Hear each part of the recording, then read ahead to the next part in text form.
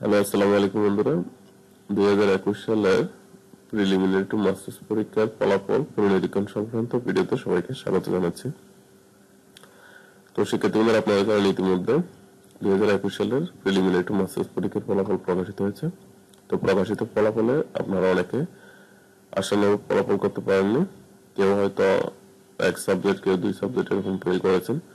তো এখন আপনারা চাচ্ছেন আপনাদের যে পরীক্ষার খাতা সেটি আবার রিচেক করাবেন বা বোর্ড চ্যালেঞ্জ করবেন। তো তাদের জন্য এই বিজ্ঞপ্তি দিয়েছে।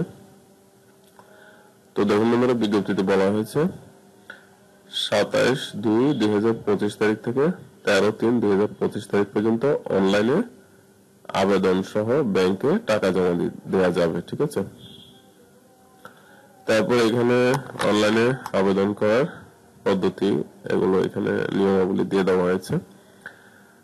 তো আপনাদের জন্য আমি অলরেডি কিভাবে সঠিক নিয়মে বোর্ড চ্যালেঞ্জের জন্য আবেদন করবেন সে সংক্রান্ত একটি ভিডিও তৈরি করেছি। তো সেই ভিডিওটি অবশ্যই ভিডিওর ডেসক্রিপশনে এবং এন্ড স্ক্রিনে দিয়ে দিব, সেখান থেকে দেখে আপনারা খুব সহজে করতে পারবেন। ঠিক আছে।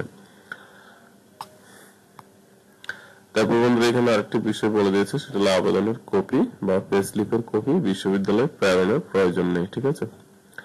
এরপর যে বিষয়টা আসতেছে সেটা হলো কত টাকা লাগবে। তো আপনাদের প্রতি সাবজেক্টে মানে প্রতি পত্রে এখানে বলেছে 1200 টাকা করে এই আবেদন ফি হিসেবে দিতে হবে। ঠিক আছে।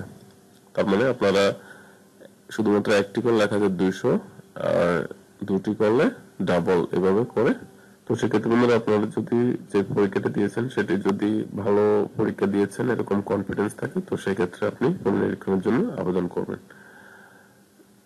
তো এই ছিল মূলত 2021 সালের প্রিলিমিনারি টু মাস্টার্স পরীক্ষার যে বোর্ড চ্যালেঞ্জের বিজ্ঞপ্তি দিয়েছে সেটা আপনাদেরকে জানিয়ে দিলাম। আশা করি আপনাদের ভিডিওটি ভালো লেগেছে। তো ভিডিওটি ভালো লেগে থাকলে লাইক কমেন্ট করবেন, আর ভিডিওটি বন্ধুদের সাথে শেয়ার করে দেবেন। আর চ্যানেলে নতুন হয়ে থাকলে অবশ্যই পরবর্তী গুরুত্বপূর্ণ নোটিশগুলো পাওয়ার জন্য চ্যানেলটিকে সাবস্ক্রাইব করে দেবেন। আর যারা অলরেডি করেছেন তাদেরকে অসংখ্য ধন্যবাদ। সবাই ভালো থাকবেন, নিরাপদ থাকবেন। আল্লাহ হাফেজ।